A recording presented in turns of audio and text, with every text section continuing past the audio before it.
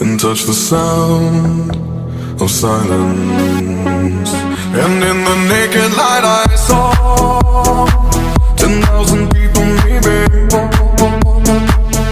People talking without speaking, people hearing without listening, people writing songs that voices never share, and no one dared disturb the sound of silence. Fool said, you do not know. Silence like a cancer grows. Hear my words and I might teach you. Lay my arms and I might reach you.